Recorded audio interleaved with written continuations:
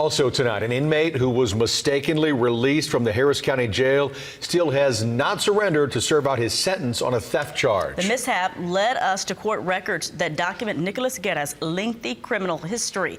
We found he was allowed to violate a protective order over and over again. And tonight, the DA's office is refusing to say why. ABC 13's Luke Jones joins us live. And Luke, one crime victims advocate says this is unacceptable.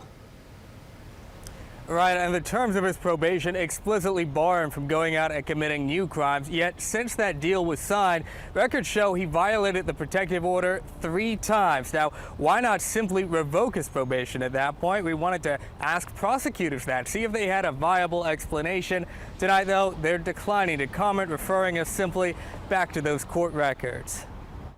And I want to thank everyone who took the time to come here this evening. Just last month, at a vigil for victims of domestic violence, Harris County District Attorney Sean Tier, it's about prevention, underscoring its escalating nature. At the DA's office, I've made a deep and deliberate commitment to preventing domestic violence homicide. Yet last year, a pregnant woman survived an attack by her husband, Nicholas Guerra, who was allowed to violate this protective order multiple times, according to court records. The order bars him from going within 200 feet of the victim's Midtown home.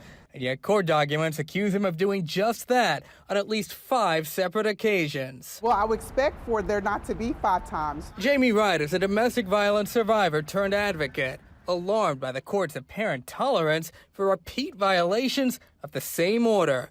One of those violations noted in this charging document, slamming the victim to the ground. No one should have to live in the United States of America in constant fear of their lives being taken. After the first 2 violations of the protective order, Guerra ultimately pleads guilty to 1 in exchange for 3 years of deferred adjudication. The terms explicitly bar him from committing new crimes. And yet he picked up 9 new charges after the deal was signed, 3 of them for violating the protective order, if you exclude the most recent, dismissed for lack of probable cause. Records show several other cases were also dismissed.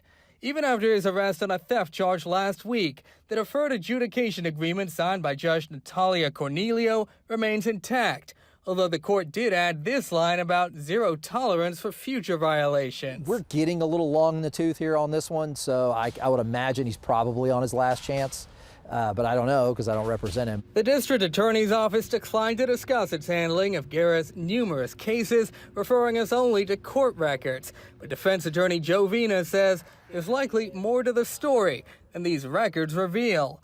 Multiple motions by prosecutors to revoke Guerra's probation, only for those same prosecutors to later withdraw those motions. The last motion filed Friday and not withdrawn, the same day Guerra was sentenced in the theft case. If they feel like she's in danger, they're going to prosecute pretty aggressively. And so the fact that that didn't happen here leads me to believe that there's got to be some sort of backstory. On the surface, the story of a man granted chance after chance, seemingly learning nothing from past mistakes. Now, as we mentioned, Guerra is still at large tonight. Yesterday, the sheriff's office told us they were brokering a deal with his attorney for him to turn himself in, but we have confirmed he still has not done so. We called his attorney again, reached out, still have not heard back. Live downtown, Luke Jones, ABC 13 Eyewitness News. Let's hope the DA's office will finally comment. Luke, thanks for the live report.